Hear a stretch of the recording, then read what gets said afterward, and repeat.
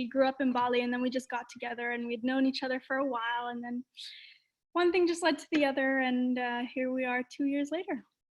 That is so cute. That's super exciting. Yeah, such a beautiful day to have an anniversary, especially because you're both activists. It's like so great. Yeah. And Barney, how was your day? Yeah, as well. I did some work this morning, and I've been gardening for a good three and a bit hours. On my hands, you can't really see. They're pretty chapped up from various digging and potting some stuff up and eating some yums. All the grapefruits and dragon fruit and mangosteens all popping off right now. So I've definitely eaten my fair share of all of those today. And yeah, just lots of time in the garden, and yeah, had just lots of calls really. It's been nice to share lots of inspiration today with lots of people. That's good. And Orr, I know your day's just starting, but have you had anything nice happen so far? Or is this like the first exciting Earth Day thing for you? I think first exciting Earth Day, going over accounts before that. Yeah. Well, it's been a pretty intense day for us. So this is our third live today. And we also like had the marketplace going, and I did like a workshop for PwC today. So it's been like full on video excitement. So I'm like raring to go still, but I think I'm going to crash after this. It's a lot of being on. Yeah. You want to say hi? This is my fiance Jan, for those that don't know him. Yeah, man. You know. Knows Barney. I don't know if you met Melati. I know Melati. Well, you saw her. You saw her from at the event. Yeah. And that's all. There you go. He's a new friend. Okay, cool. Oh, Melati, did we just lose you? Oh dear. I feel like internet's going to be interesting maybe in Bali. Let me just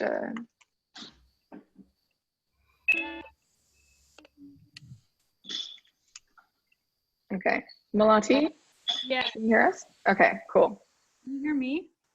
Yes, but we can't see you. Oh no, hang on a second. They're asking all these questions on Zoom, like speaking pause. Play, yes.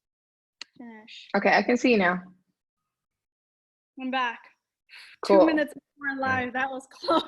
It might happen, and that's fine. I mean, we're coming in from all around the world, so we'll just have to go with it if you drop out. Yeah. From the middle of the rice fields in Bali. Yeah, exactly. Okay, so I think if you guys can just mute yourselves for the first part, and then at least then I can just do the intro easy, and then from there we'll go. So yeah, exciting. I always get a bit nervous when I go live, like technology. It's not the same as walking onto a stage. Like I can project my voice if the microphone conks out. It's like a whole different thing. Anyway, I'm sure it'll be fun. Less noise, thanks, German. All right. Okay.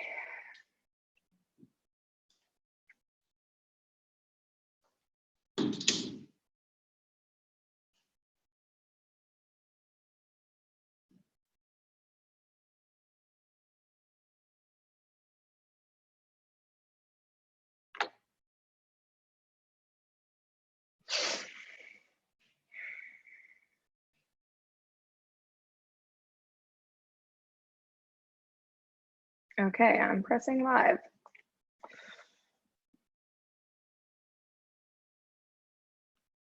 Just waiting for it to load in case you're wondering.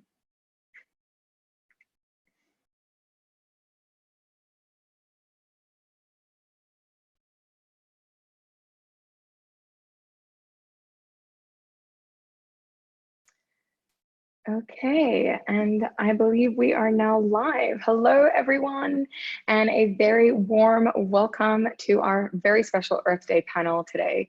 And today is a really special day, not only because it's Earth Day, but also because it is the 50th anniversary of Earth Day. So that's a big one. And we're really excited that we are going to be joined today by some incredible humans that are fighting to change the world to make it a better place. But before we get into that, I wanted to share a little bit about our day at Green is the New Black. So we've already had lots of content and action happening. We started with an amazing exercise this morning with Green Curve. We had a beautiful earth meditation with the golden space, and we've got a full day conscious market pop-up on our website with some incredible social enterprises and brands. So if you hadn't had a chance to check that out, please do head over to our website and go to the marketplace and see all the amazing offers and help us support these incredible social enterprises around the world. So we started this weekly series, this is part of our weekly series, to really just remind ourselves that there's a lot to be hopeful for, there's a lot to be positive for, and that our collective action still can change the world. We don't want to lose hope in this time of crisis. If you've been to one of our events before, you know we're really big on action. It's not just about being inspired and gaining knowledge, but we want you to actually do something after these kind of sessions. So we recently launched a Take Action page on our website, which you can also find. There's a big green button that says Take Action, and you can launch, put in your little green step pledge and take your next action and step on your green journey. So please do check that out. Each week we want to feature a couple of sustainable brands, and this week I've got two really cool brands to tell you about.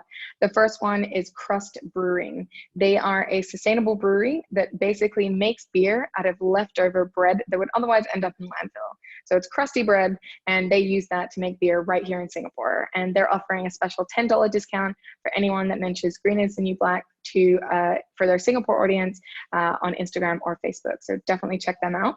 We love circular solutions like that. Super cool. And the other one is a brand that's launching today on Earth Day, which is so cool, called Be Human. They are a skincare brand, a unisex skincare brand that is powder-based, and it's made for climate change. So it uses waterless technology, it's low carbon, it's recyclable, it's refillable, which is super great, so we can reduce our packaging, 100% vegan, and protects against anti-pollution. So all these links are going to be shared in the comment section of this live. So if you're interested to find out more, please go and check that out. Now, if you follow along our content, you might have noticed that we have our very first virtual Conscious Festival happening on the 12th and the 13th of June. It is something our team has been working very hard behind the scenes to bring it to your screens and to allow us to still connect in this weird time of lockdown and quarantine that a lot of the world's facing. So definitely check that one out, and we hope to see you there as well. Now, the reason that we are all here today, I'm very excited to introduce to you our wonderful panel. So I'm going to my gallery view now, so hopefully you can see all their beautiful faces. And we're really here tonight to be talking about how we can start to limit the damage that's already been inflicted on our planet and focus on the most effective ways that we can restore and regenerate it. So I'm just going to do a brief introduction of our panelists. So we have Melati, who is the founder of Bye Bye Plastic Bags and Youthtopia. She has been a youth activist since she was 12 years old. She's now 19. She's done crazy things like done a TED Talk. She's also been a host at the World Economic Forum. She started multiple companies, and she's currently coming in today from the fields of Bali. She's among the rice fields, which is amazing. So we're really excited to have Melati back on our platform. We've also got Barney Swan. So Barney Swan is the founder of ClimateForce. He's also the very first man to walk the South Pole on only renewable energy, following very closely in his father's footsteps, who was the first to walk the North and South Pole. And he's on a big mission to take a lot of carbon out of the atmosphere. So you're going to be hearing a little bit more about that. And those that knew that Polar and I, my co-founder, went to the Arctic last year, that was with Barney and his dad. So maybe he'll share a little bit about that too. And finally, we have Orr. So Orr is the founder and CEO of Colorifix, which is basically engineering natural solutions to solve man-made problems, helping us to create more circular and amazing technology with fabric for fashion. And he's coming in from London. And I forgot to mention, Barney's coming in from Australia. So we've really got a very global panel tonight. So very excited to get started on our conversation. So I'd love for each of you to first share your mission and why you get out of bed in the morning. And maybe, Barney, we will start with you. I'm just going to unmute you guys. There we go. Excellent. Well, thank you for that introduction, and really excited to learn more about all of the panelists. And I think what gets me out of bed in the morning is tangible impact, whether it's cleaning up a beach or accelerating technology that is helping change how we're consuming or how we're getting energy or whatever it may be. What really makes me excited is tangible impact and really creating a legacy that is around restoring our beautiful planet. I thrive off being in the outdoors, the mountains, the ocean, and occasionally the Antarctic, and seeing our world healthy and seeing a future where we don't take for granted just the abundance of beauty and fragility and biodiversity that we have right now. And what gets me out of bed in the morning is doing everything I can to have conversations like this, accelerate good practices, accelerate good projects, and just be a part of good news. There's a lot of negative news, especially right now, and I'm really just wanting to accelerate good news right now, and using ClimateForce as a platform to achieve that. And yeah, I think it always makes me think of my grandma when I get asked that question, you know, what gets you out of bed in the morning? And she's 105 in October.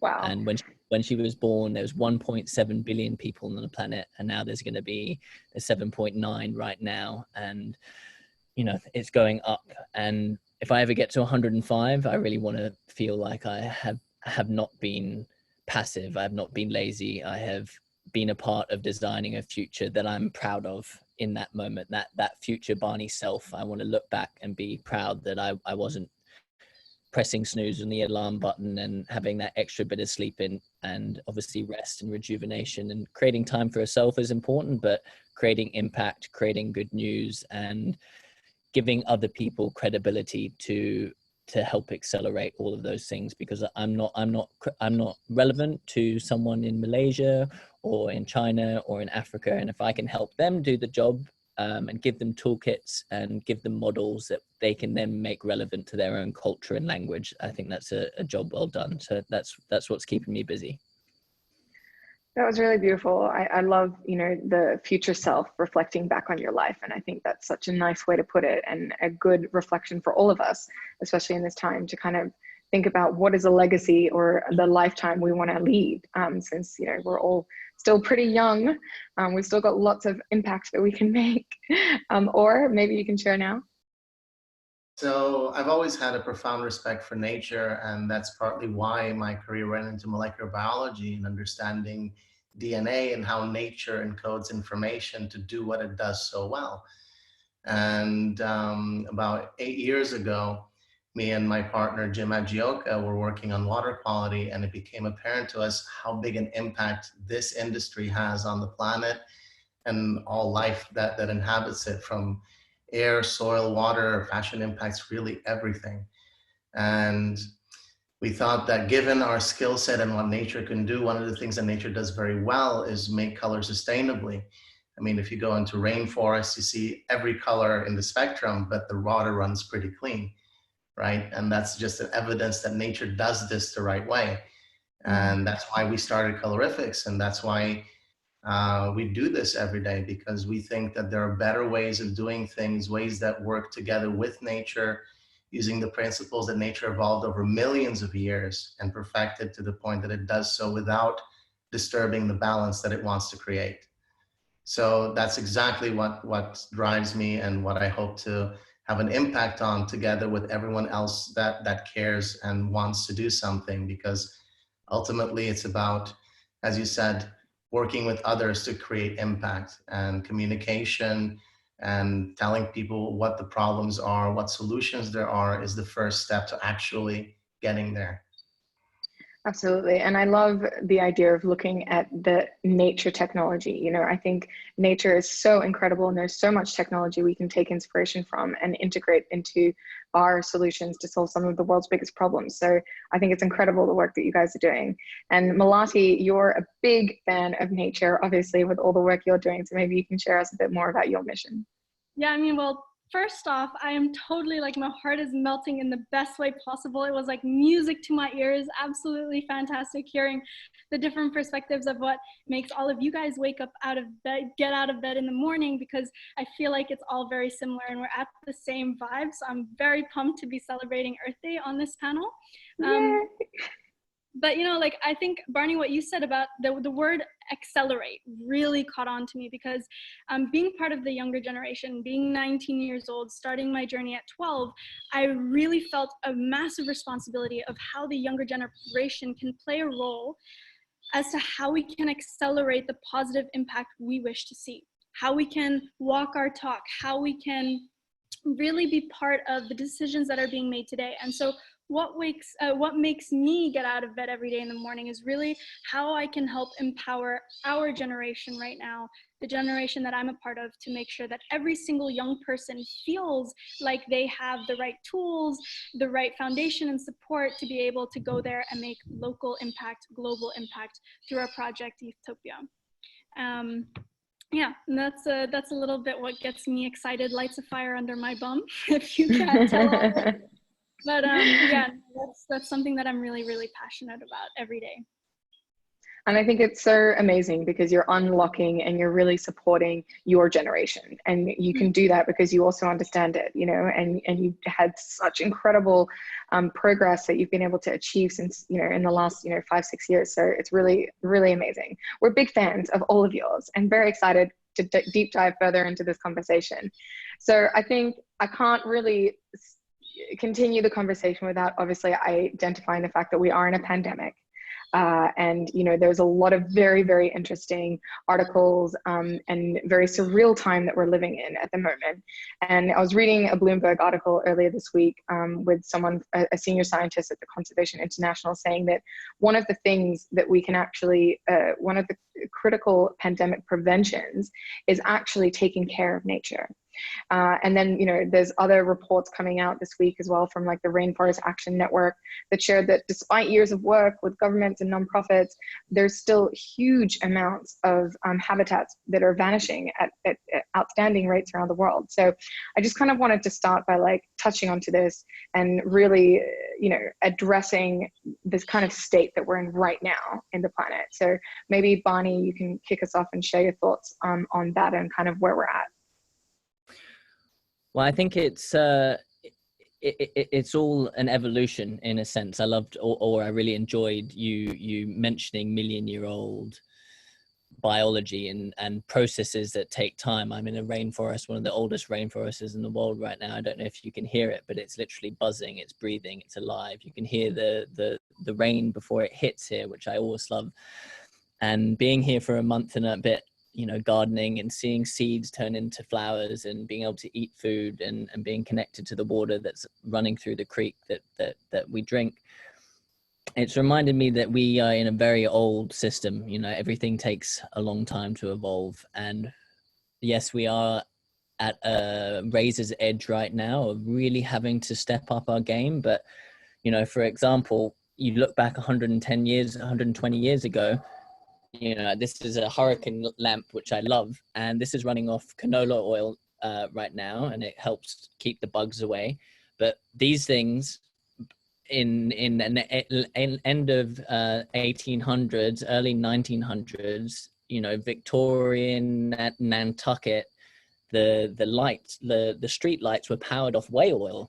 And I've been in Antarctica. I've seen where these huge tubs of whale oil were kept and then shipped back to the mainland, to Nantucket, to London. And it's devastating to stand in something that 2.5 million whales got wiped out in 40 years down there. And I look back at that, looking at them like idiots, like lunacy, madness. And yet in another 100 years, we're going to look back at fossil fuels with that same idiocy. And that same, like, what were they thinking? But at the same time, it's all contextual. You can't be too hard on the Victorians. They didn't know any better. That was the marketplace at the time. The per barrel is below zero of oil right now. Clearly, oil is not serving us. It's not stable. It's not doing good for our planet. But at the same time, I think we've got to be patient with the fact that there is a process, and we do have a trajectory, and big finance and big business and the public and communities need to be ruthless and strategic in how we're approaching it. But at the same time, being patient to our vulnerabilities and our shortcomings, and the fact that lights were powered off whale oil and soap was made out of whale oil only 110 years ago. And I think it's just important to not use that as an excuse to be passive and to not change and not to demand change from the biggest polluters out there. But at the same time, we need to be realizing that it is an imperfect transition. It is an imperfect stepping stone. Tesla is not going to solve all of our problems.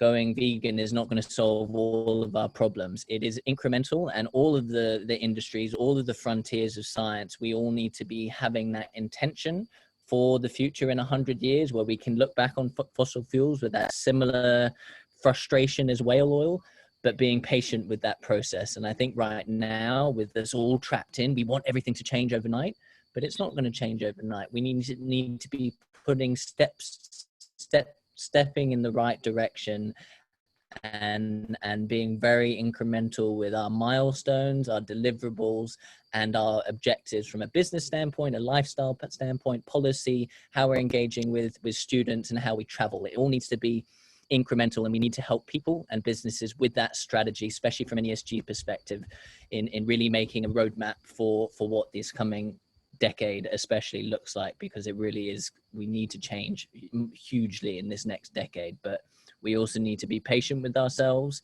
and allow the process to unfold with due time.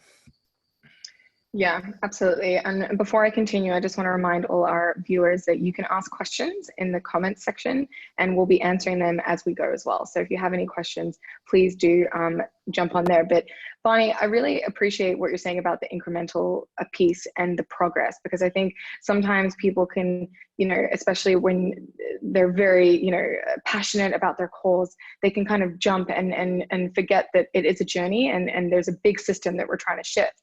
Having said that, it's been super fascinating, obviously, during the pandemic, how we've had to shut everything down, and how things that were said was impossible have now actually happened. So I guess, Melati, maybe from your perspective, it would be really interesting to hear what you think about the current situation. You know, obviously we've seen wildlife coming back, air pollution's shifted around the world, and I mean, do you think that these few months and what we're going to see afterwards is actually going to improve the climate situation, or do you think we've actually shortened it? And are things going to return to business as usual, or do you think there's actually been a fundamental shift? Just an easy question to get you started. Well, definitely. Wow. Thank you so much, Steph. But, you know, I definitely think that, again, to the point of acceleration, I think especially being a young activist, being involved 6 years, I know that's nothing compared to the scientists and the activists that are, you know, on the front lines for the last decades, telling us that climate change is a real issue. You know, it does feel like things need to happen faster. And there is a frustration that we experience right now as to why it's not happening fast enough. Is it because we have, you know, financial barriers, or is there a systemic change that needs to happen? Is there not enough individual action that needs to happen? People are getting frustrated. I think what the pandemic has done is really kind of put a pause button on everyone. We've had to kind of halt business as usual. All of the people that, you know, are in the same age bracket as my parents, whether they're, you know, used to flying around the world for annual meetings, have had to like hop on Zoom, or, you know, the education system has completely shifted into, you know, learning from home, what that looks like. So all industries have suddenly had to refocus their attention to continuing just in a different way. At the same time, I think on an individual level, a lot of people have been reading the news, following a lot of different channels than they would have usually, or soaked in a lot more information than they would have normally done. And here what I see is a lot of, especially again, the younger generation, is seeing how we can continue mobilizing people through digital interaction, through online conferencing. But I still feel very confused and unsure of how we're going to, what the world will look like post-corona. Is corona, you know, with also, without ignoring the, you know, racism that it's creating, or the divide that I feel it creating between our communities, is that, you know, moving in one direction, or do we say what you said, Steph, are we going to change business as usual, which goes to a more sustainable, circular, everybody gardening, everybody growing their own fruits and vegetables? How much further, and how much longer does COVID-19 have to go for us to actually be willing to tap into a different way of lifestyle? I love that. I think that's such a beautiful line that you've just said right now. You know, how long until people need that extra wake up call? And I think that's the really interesting thing that a lot of people, I guess, in our space and our echo chambers that we're all living in are kind of questioning, right? And looking at what could this look like? What can we actually start to change from this? And what's really, like how is society going to evolve? So, Orr, I'd love to hear your kind of thoughts, especially coming from the industry you're in, but also just, you know, what you think is going to happen post the pandemic. So I think that this is a period of great uncertainty for everyone, because it is something that no one has had to deal with before at this scale. As a scientist first, I just say that it's an opportunity to learn a lot about how we work as a society. And the fact that people have pressed pause means they can actually take stock of what's going on. Slowing down from a business perspective is always not an ideal thing to do, but it creates opportunity to develop into different directions and to reassess what really matters.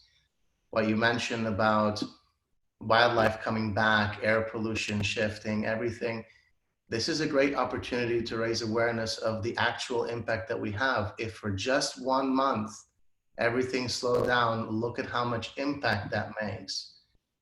Every day we're told every little counts, right? But seeing how that little adds up is something we haven't had an opportunity to do in our lifetime. And suddenly we're seeing everything add up all at once over a month, and seeing how quickly nature takes over and starts to work towards fixing it once we leave it alone, right? So hopefully that's a message that we can take onwards, and maybe not go as severe as this, but there are lots of things that we can change to minimize impact further, to see more of what we're seeing now at a lesser cost to our personal lives. So non-essential travel, I imagine that's going to go down quite a bit now, right? I hope that supply chains that will tend to be more vertical, meaning everything made in one place from the raw material all the way to the final product, because right now supply chain is a mess. You have cotton grown in one place and then shipped somewhere else to be degummed, and then spun somewhere, woven somewhere, dyed somewhere, eventually gets to a warehouse, eventually to the shop where you buy it. And well, in a COVID model, that doesn't work. So businesses, for their own safety, will now go towards having a more localized, less carbon emission intensive supply chain that's easier for them, more dependable for them, and ultimately benefits everyone. So that's what I really hope to see coming out of this. From a pure business perspective, it's safer for businesses to now go for that model. And I really hope that that ends up being a message that's rallied across the world, because yes, we can make things the way we did before, but we don't have to. And ultimately we shouldn't.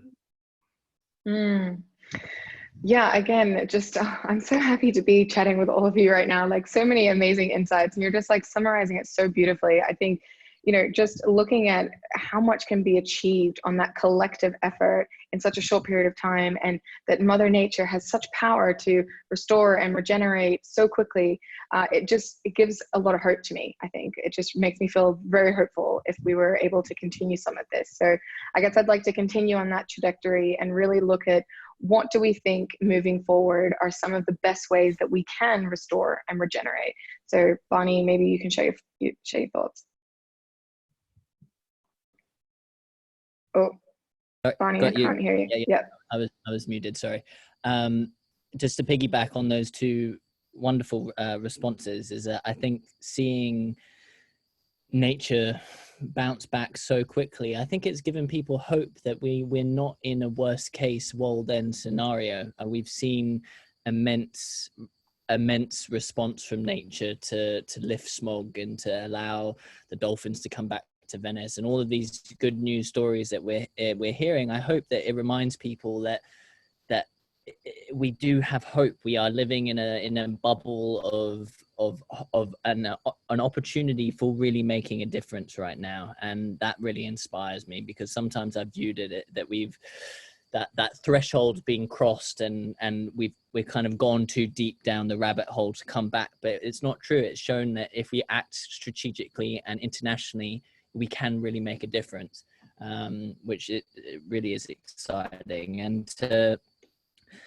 come back to, and I really appreciated what you said about the supply chain. I couldn't agree more. And I think fundamentally my response would also be piggyback off that, is that I think people really need to just understand the impact of everything that they do, whether it's going on a business class travel, or you having a steak dinner compared to a vegan dinner, or what you're different, using a conscious brand. And really appreciate everything you're doing, Steph, with amalgamating people who really do good.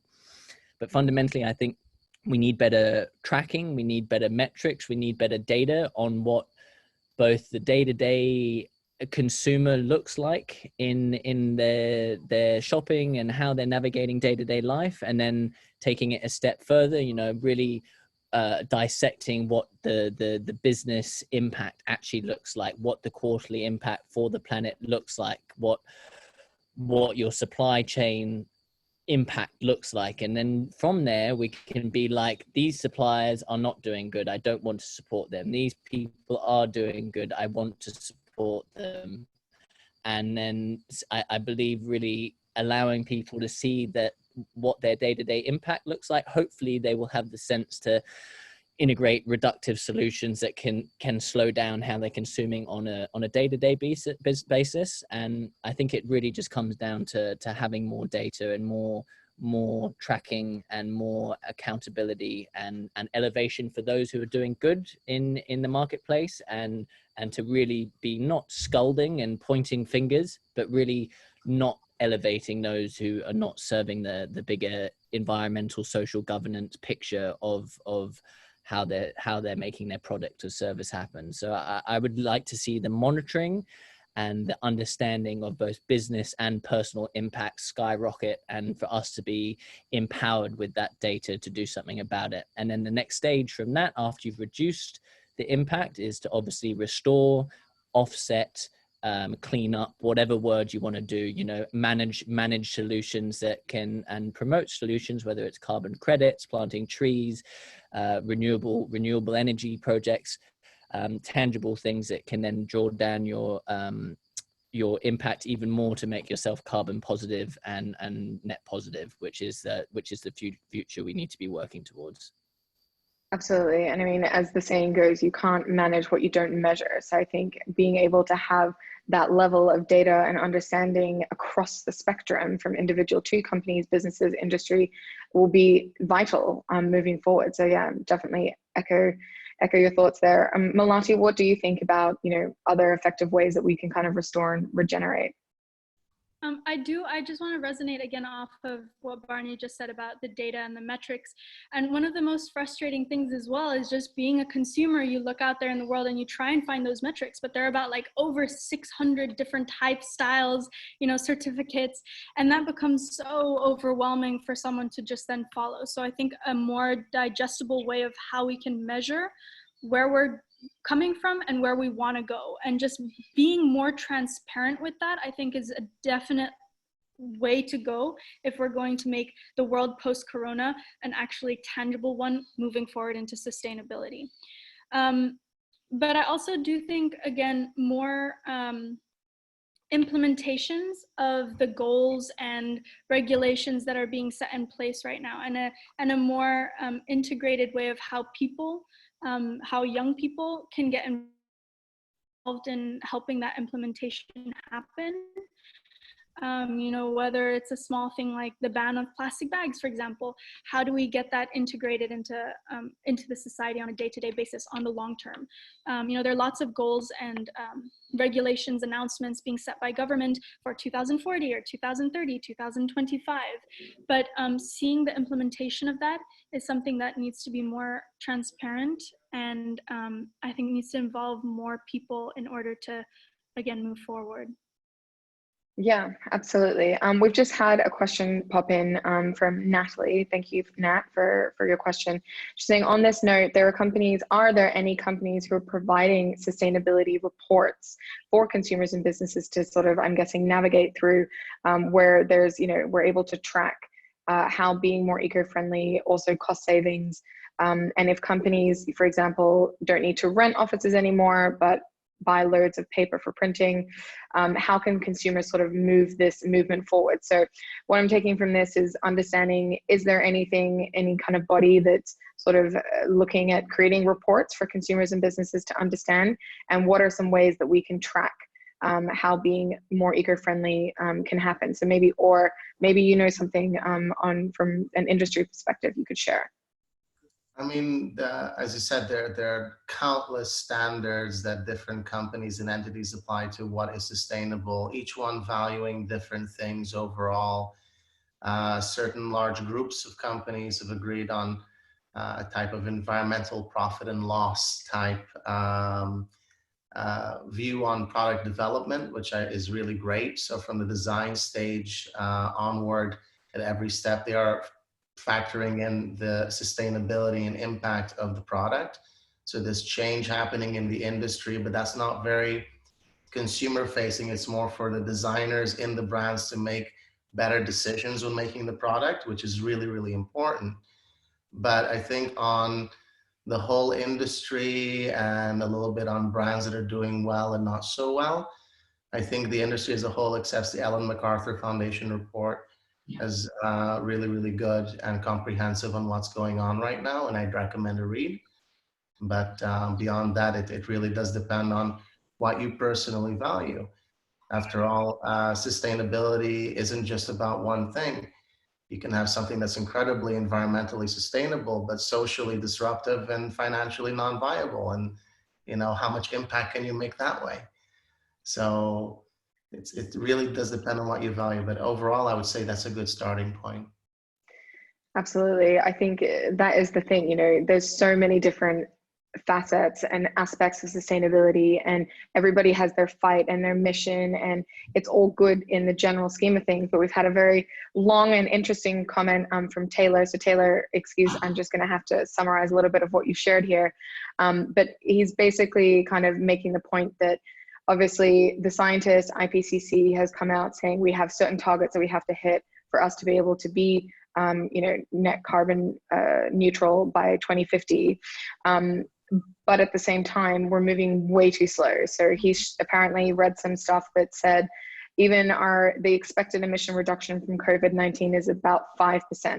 But from the UN, we have to reduce emissions by minus 7.6% per year to limit us into a safe year of warning. So with that in mind, and I think this is something that also is becoming discussed more and more, should we direct our focus into one kind of common enemy or one fight, I guess, and kind of, bring everyone together, kind of the way that they did, when the AIDS crisis happened in the 80s against big pharma? Should we be looking at fossil fuels and big oil as the main I guess enemy here? Because obviously they are funded still by governments, subsidized by banks, invested in, and all this kind of stuff. And we need to shift the money. So is this something that, we could even get to, that everyone kind of agrees, and should we have a common enemy? So I'm just going to open that up and see who wants to answer.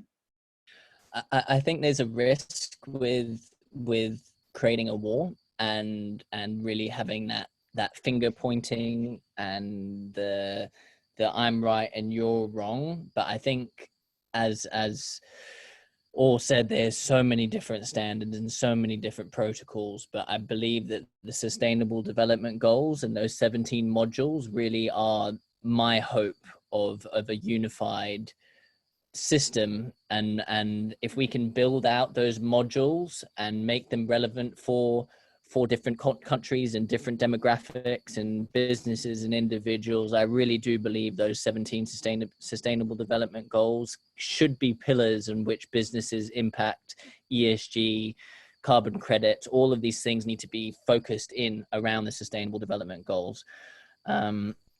but coming back to the banks and the big oil and the pharmaceuticals and fast fashion and all of these huge giants right now who are really leading the way in not doing the best things for our planet. I think it's really hard to go to full-fledged war with these people, because at the same time, the lights that are powering me right now, you know, that fossil fuel touches everything. Banks touch everything right now, and we can't completely rip down the system and ban all air travel and go to a hydrogen based, you know, to replace, you know, planes and cargo freight, big boats and all of these things. We need to be firmer with them, but we can't go into a war with them. We need to be collaborating still with the people who frustrate us most. I've on a personal level, for me, if anyone really irritates me in a conversation or really frustrates me, they're the biggest teachers for me always, because they mirror something back to me that maybe I have inside of myself that I'm not addressing. And the same with these big companies. And I believe that capitalism per se is not evil, but it's the greed behind these corporations and the lack of dispersing the wealth and people who are just trying to be greedy and hold on to their bonuses and their quarterly, you know, impact reports, because that gives them more money. And I think if we can remove the greed out of these huge pillars of pharmaceuticals and big oil and big banks, if we can remove that greed out of it and have more of a distributed approach and distributed standards that these big pillars of pollution and effectively the catalyst that's causing, you know, our environmental decline right now. I hope that we can get more of an even middle ground, but going to full-fledged war with them, I don't think it's going to get anyone anywhere, unfortunately. Well, Does anyone else? Yeah, please. I wanted to say as well, just on that note, I think collaboration is something that we have to move forward with, because pointing fingers is a thing of the past. We saw how much divide that can create. And I think it's also, to be honest, it's how we, it's our own behavior and mindset as an individual person as well, on how we decide to, you know, vote with our wallet, how we consume, and actually have a deeper, way that you approach this. You know, even if it's going to the supermarket, ask yourself 2 questions: where is it coming from and where will it go? You know, if you start breaking things down like this, it becomes a way more tangible, it becomes tangible impact, what we began this conversation starting with. And I think pointing fingers, yelling and going out, you know, and just demanding change without walking our talk ourselves is a very thin line that we are not prepared to cross, because I think that brings us back in time. What we have to do now is change our approach and collaborate. Pull up a chair on the table, come up with solutions, and work together. That's the only way that we're going to be doing it. And actually, through my work as a young activist, there is a thin line here about, you know, do I want to sit down with the big plastic industry? No. But I have to understand why they won't change. When I can understand the why, I can start working from there to get the change I want to see. And I think that this is something that we really need to start, one, creating a narrative that it is okay to sit there on the same stage or to enter a board meeting and have that initial discussion. Because from that discussion, you can start creating those tangible step 1, step 2, step 3, and we create that transparency, goal setting of what we're saying and how we're getting there, right? And I think that that's, again, that entire way of how we need to move forward is collaboration.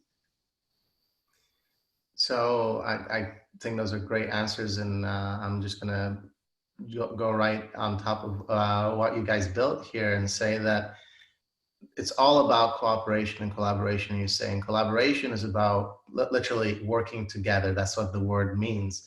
And the worst way to build something is to go to part of your work team and say, you suck, everything about you is bad, but let's go and build this thing together now and do a good job of it, right? So absolutely, we need to talk to these companies and This is part of what we're doing in Colorifix. What we want to do is to put our dyeing technology in existing dye houses. These are the people who are right now dumping all these chemicals into the environment to make money. And, you know, they feel bad about it. The reality is that they do feel bad about it. They live near their factory. They see the river when they drive to work, right? And they know what they're doing. So I'm not saying that every one of them cares enough that they want to change, but they're all aware and they all would like to if they could at no cost, right? That's the ultimate comfort versus action thing. It's a comfortable model. They're making money. They're doing this. They wish they didn't have to do it this way, but it works for them right now. And when you go to them and you propose a solution that they could potentially use, even if they see this risk, even if they think this might not work, they're willing to try. So talking to them is definitely the way to make them aware of ways that they can change, because they're looking for ways to do it, but they're looking for ways that fit their needs. And their needs may not reflect our own viewpoints, but if we put solutions in front of them, eventually they'll see something that they like and that we like, right? And the hope is that we get there, but we won't get there by saying, you suck, everything you do is wrong, and we hate you. We'll do it by saying, look, you can do this better, and this is how, right? Have you tried this? Those kind of discussions, I think, are much more productive and will get us where we need to be much faster, because we don't have the time to sit around pointing fingers. We need to change now. It takes time for change to take place, and we can't start while we're still arguing whose fault it is. And can I just add one thing to that, Steph? Is that I really, really like the example you made of the people going to pass the river that they're polluting. And I think we need to realize that these faceless these faceless entities of corporations are made up of people. Yes, some of them are probably vampires and have way too much money and are fairly, you know, strange. But 99% of the people in these faceless entities, they're just people. They are just wanting to do their job, and they do have a sense of a bigger picture of what's going on. And I think it's important to be sensitive to the fact and compassionate to the fact that they are still run by human beings. And even though that the big corporations don't feel like that sometimes, they are still making the cogs turn. And as Orr said, that opens up the fact to actually have eye-to-eye conversations and to meet them on that human platform. Yeah, absolutely. I mean, it really does come down to the fact that we are all human, and there is still quite a big gap, I think, in awareness and education around a lot of this. And, you know, especially what you were saying, or about comfort versus and convenience versus action, and you know, moving forward with this. So I guess kind of taking a bit of a step backwards, what would you guys each say that the biggest priority should be? I mean, we've got a lot of people tuning in, individuals, maybe some of them are in corporate companies, some of them are entrepreneurs. I mean, if we were to try and focus together, what would that look like, do you think? Stumped you all.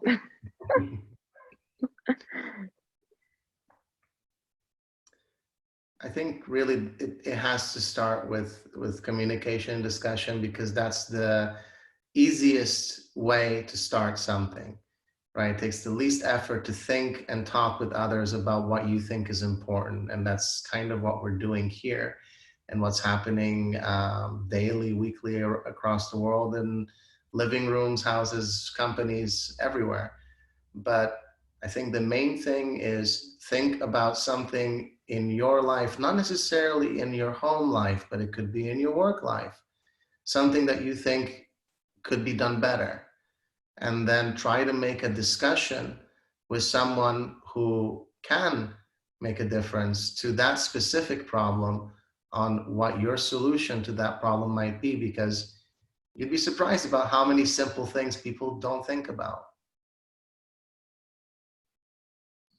And I would say my response is that we need to focus on an individual and a business level on three big buckets. It's diet, we eat hopefully three meals a day if you're lucky, and we can make a choice of what that looks like, where it's sourced from locally, or some big unknown corporation, and obviously ideally having more of a plant focused diet. I'm not saying we need to go all go vegan tomorrow, but being open to trying new vegetarian recipes, I think, is such an important thing. And then the second thing, I think, is people to really understand these boxes that we live off, and I'm calling off now, is that as we become more integrated in technology, we really need to bear in mind that right now 4.8% of global emissions come from data related services, and by 2040 that will be close to 15%, and what that will be fast exceeding the aviation sector. So we need to decarbonize and really focus on making tech healthy for the planet. And I believe that the third piece is that we really need to do more about how we travel. We all love traveling. We all love being curious about what's behind the river bend and what's across the world. But, we need to pay homage to the fact that getting on an airplane, hopping in Ubers, staying in Airbnbs, these disrupt locals, it hurts the planet. And we need to have that responsibility to restore the damage that we've done through traveling and give back to the communities and landscapes that we're enjoying. That can be as simple as cleaning up some rubbish or actually engaging in some volunteer work. Yeah. Well, you guys nailed it. It's like the easiest panel I've been on, because there is so much good content coming on that basically what I would add as kind of a cherry on top of what my other panelists have already stated. I think for the people in a position of power, I think what we need to focus on is actually implementing the regulations and the change. Again, I think it is so easy working with government, working with politicians, working with CEOs, general managers of big hotels, big industries, whatever position you're in. If you have the ability to change, it needs to go beyond a piece of paper, a signature, and a stamp. Otherwise, it just sits on the table. And I think the implementation is a huge priority of what we need to focus on, especially right now, because we're in a position where we can change business as usual, where we have to be more creative, where we have to be more innovative. It's kind of a leapfrog situation, or a whatever the opposite of leapfrog is, backwards in time. So I think it's the implementation, but I also think, going back to your point, Steph, of talking about education, right?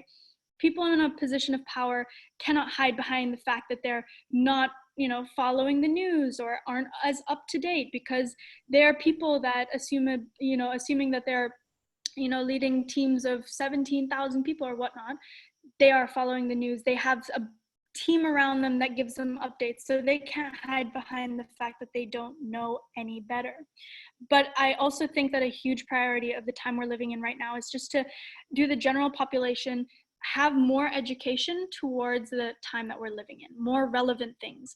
And this goes to a huge passion of mine of education, going and speaking to over 75,000 students face to face.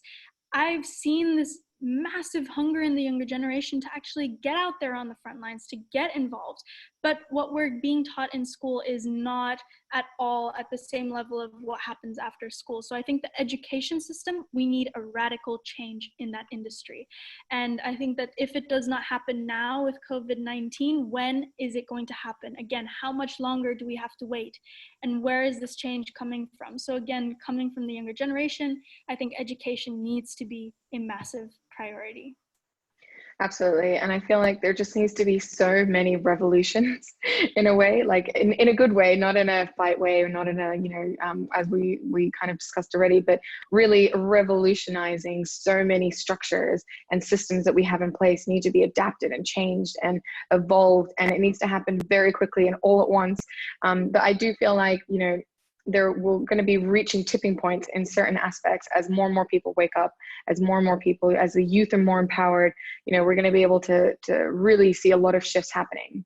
I have a question here from Jen, which I think is great, Jennifer, about metrics and data. So I think the average consumer knows what to read, what to trust, and to make, how can the average consumer know what to read, what to trust, and make sense of that accountability? Because I think, especially in the world that we're living in, there's so much fake news and confusion, greenwashing, all these kinds of things, that it can be quite difficult to actually navigate through and find, you know, that truth in all the amazing suggestions that you guys have just given. So what kind of advice do you have on that topic?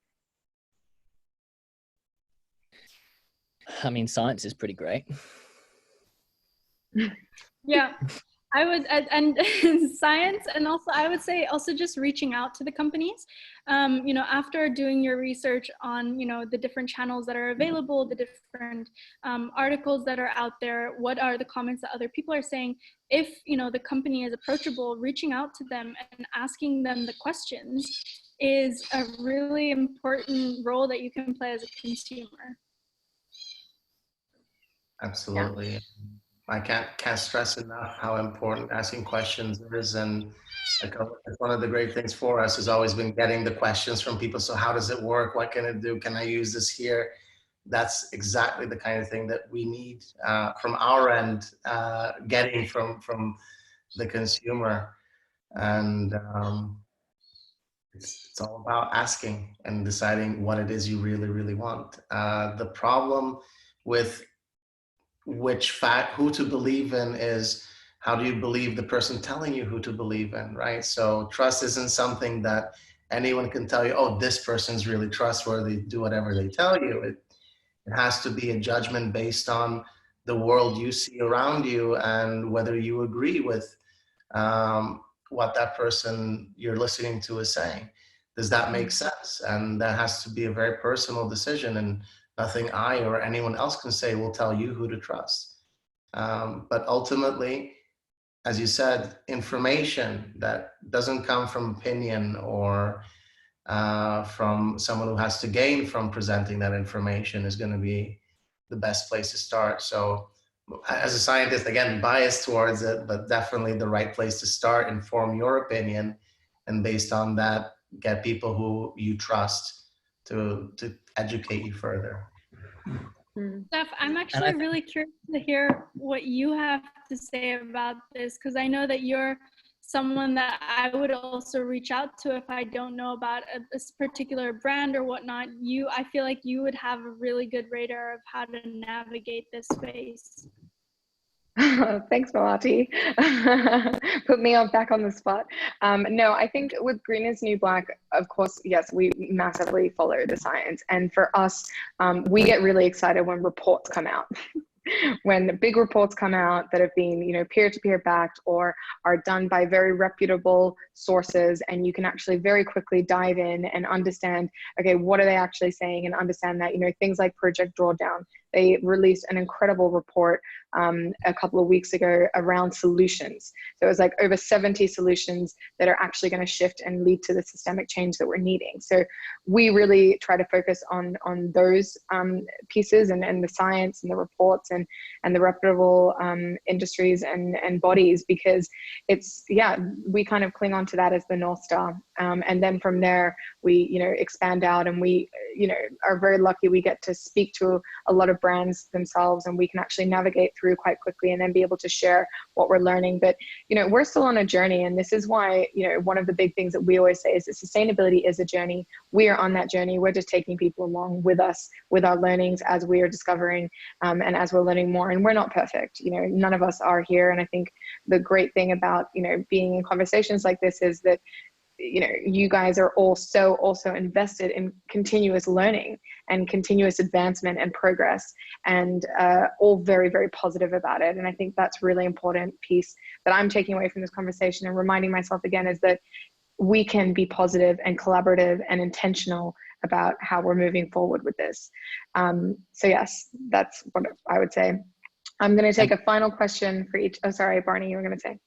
I just wanted to say something that was a little less facetious than just science, is that I think it's really important as we make decisions with our wallet, we need to make decisions with how we feed our mind, and to really push away the news broadcasters who are not serving objective opinion and are clearly subjective to other bigger forces, and to really just monitor what we feed ourselves, what TV shows we're watching, what videos we're watching, what type of music that we're listening to.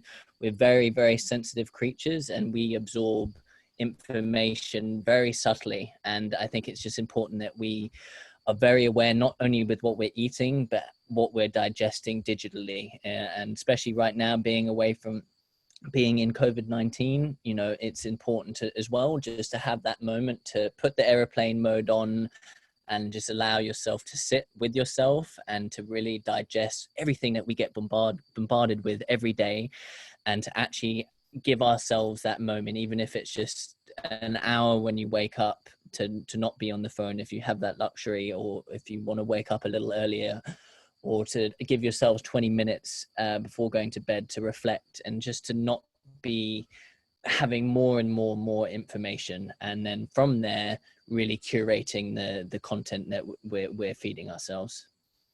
Absolutely. I mean, we vote with our attention as much as with our time and our wallets. I think that's such an important part, and really reflecting on the well-being and the conscious aspect and protecting ourselves. So I think, yeah, thank you so much for sharing that, Barney. It's really important. So the final question is from Muriel. She wanted to know, what actions are you practicing to make a concrete difference on each individual? So I guess this really comes down to little green steps as well, which is, you know, our big tagline at Green is New Black, and looking at what are those actions that you guys are taking, or maybe also might be interesting to reflect what you're going to do next on your own sustainability individual journey. So maybe each of you can share.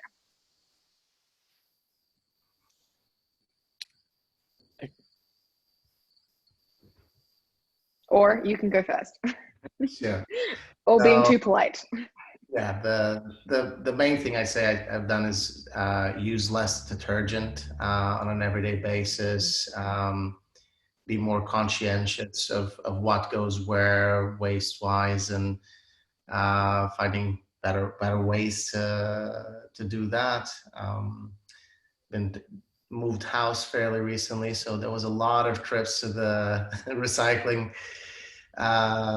spot over at the local skip, and trying to find better ways to just do things, use my fridge as much as possible and empty it completely rather than throw things away. I think that was probably the biggest one for me, cutting down on what I throw away, making sure I use my fridge. I think is probably the most impactful thing I've done overall, though. Thank you. Barney? For me, being back in the rainforest for this month and a bit, I've really respected the small guys, bugs, insects. I've always had a somewhat of a respect for them, but the insect world it feeds everything. It feeds the all of the bigger creatures. As the bioaccumulation goes up, they are the plankton of our planet, of our Earth planet. And just as plankton and krill and all of these small species in the ocean need to be respected, for me, like, bugs can be a pain in the ass. I live pretty much, like, I've got a little room inside here, but I'm outside right now. I've had bugs attacking the screens. I've had some mosquitoes biting me. But learning to respect even the smallest of life has been a really big teaching for me. And now I just flick. Now I'm not on a squish policy. If they're like screwing with my area, like, I give them a flick warning instead of smushing them and deciding that I'm God and I have the right to kill an insect just because it's apparently in my home, even though I'm in their rainforest. And for me, it's really just like being conscious with navigating insects has really changed.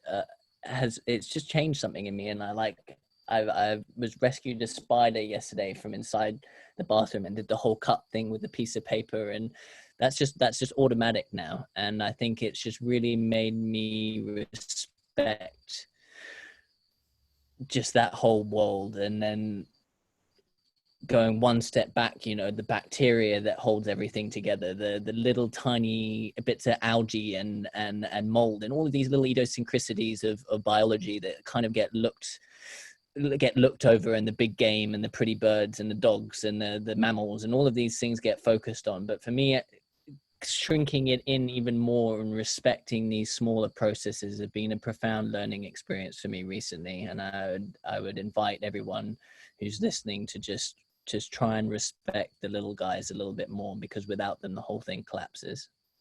Mm-hmm. On my side, I think for the last 7 years since I was 12, I haven't used a single-use plastic bag since then, starting bioplastic bags. So that's a concrete little green step that I've been taking. More recently, especially with COVID-19, having the time to be at home. I haven't been home this long since graduating high school 2 years ago. I've really been appreciating the time that I've had here to reflect and also to refocus, especially the topic of today's panel, like really just tune in, take care up here, but more concretely, just spending more time in the garden, having the privilege to have the space also to grow my own seedlings. Tomatoes and cucumbers went into the soil today. But, you know, I think that where my passion and where my mission really lies for the future and for right now especially is to see how I can help further empower our generation, really to feel like every single person has a voice, has a part to play, and they know where their direction lays ahead. And that's with our new project, Youthtopia.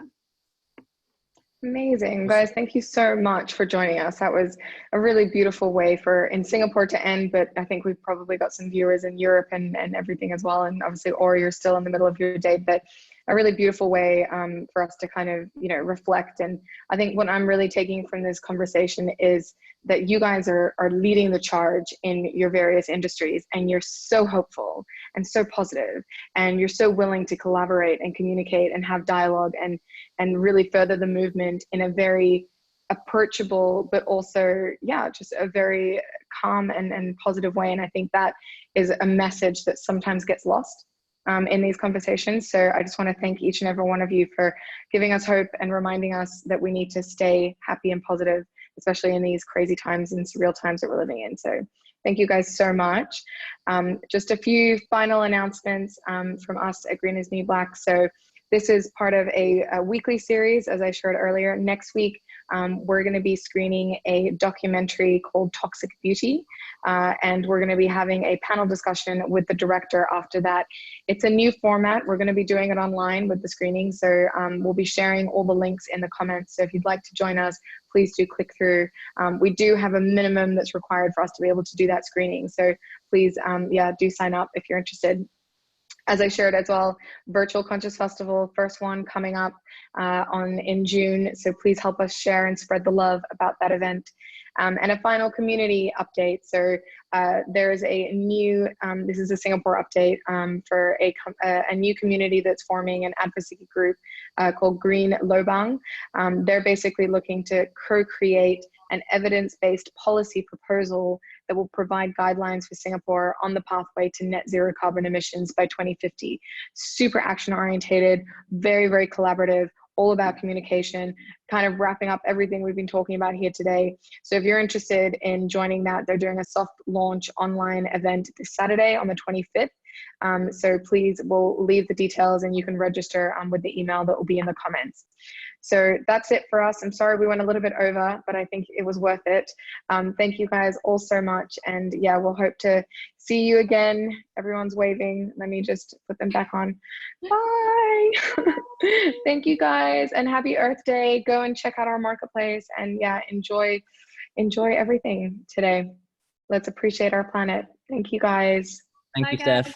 Thank Hugs. you. Bye. Bye. Ciao.